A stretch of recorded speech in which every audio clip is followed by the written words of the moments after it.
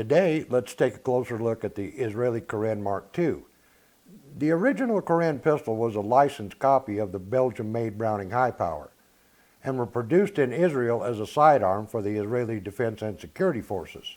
Eventually, the Israeli military adopted the Uzi 9mm submachine gun. The Uzi was designed to use a much hotter version of the 9mm Luger round. The increased pressures of this new round could easily damage, if not destroy, most 9mm pistols. It wasn't long before the Israelis decided it wasn't practical to carry two types of 9mm ammunition and set out to redesign their Browning-style Kareen. The Mark II was built much stronger than the original Kareen because it needed to be able to fire the same hot 9mm ammo that the Israelis used in their Uzi submachine guns. The Mark II's 4340 all-forged steel construction is more than sturdy enough to handle hot 9mm SMG ammo and still ensure a long service life. I've never fired any submachine gun ammo in this pistol, and I don't ever intend to. I have fired plenty of standard velocity 9mm rounds through it and found it to be extremely reliable and exceptionally accurate.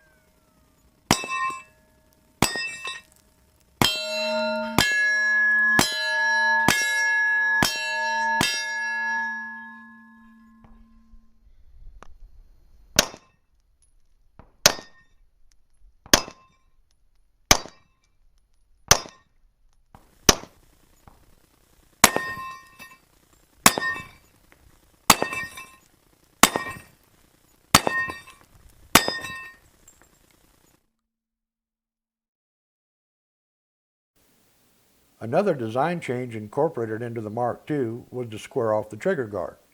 This differs from the Browning-style rounded trigger guard and allows better access to the trigger with the gloved hand. Like the Browning High Power, the original Kareen is prone to delivering hammer bites if you grip it a little too high. To remedy this, the Israelis incorporated this extended Beaver Tail into the Mark II's design. At first glance, it looks a lot like an Arcus. The Bulgarian Arcus is a variant of the Kareen. It incorporates most of the same improvements, but the Arcus was never designed to handle submachine gun class ammo, so they're not as strongly built as the Israeli Kareen Mark IIs. Maintenance-wise, anything that normally applies to a Browning High Power applies to this Kareen. To field strip it for cleaning or routine maintenance, just follow the same takedown procedure as you would for the Browning. This pistol does use Browning High Power magazines. When I bought this handgun, it only had the 113 round magazine. So I ordered a couple of increased capacity 15 round magazines for it from Greg Coat Shooting Supplies. He also stocks the 10 round high power magazines for those of you who happen to be restricted to 10 rounds. As a heads up, if you're looking for magazines in general for just about anything, try Greg Coat LLC. Likely as not, he'll have what you're looking for in stock. I'll leave a link below to his web store for those of you interested. With the exception of the frame and slide, parts for a high power are interchangeable with this pistol. I did swap out this pistol's heavier factory recoil spring for a stock Browning recoil spring to better accommodate standard velocity 9mm ammo. When I got this pistol, it had rubber wraparound grips on it. Personally, I've never cared for that style of grips on a handgun, so I replaced them with a set of fairly inexpensive aftermarket high-power grips. Like the high power, the Kareen utilizes a magazine disconnect feature. Without a magazine in place, the pistol's ability to fire is disabled.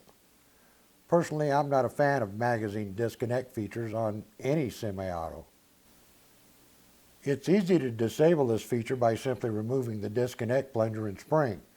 It doesn't affect the pistol's overall function in the slightest.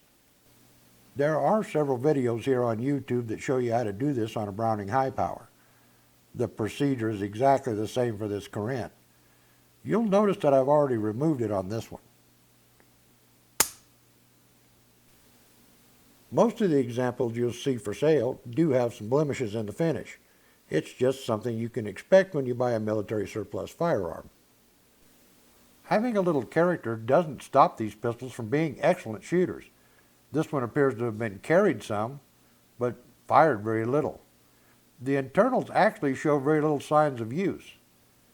I've seen these surplus pistols going for as little as $250. That's about $600 less than you'd pay for a used Belgian-made Browning. One of the best places to find an Israeli surplus Kareen, or one of these Kareen Mark IIs, is at Gunbroker. Bud's Gun Shop also gets a few in occasionally and lists them in their used guns category.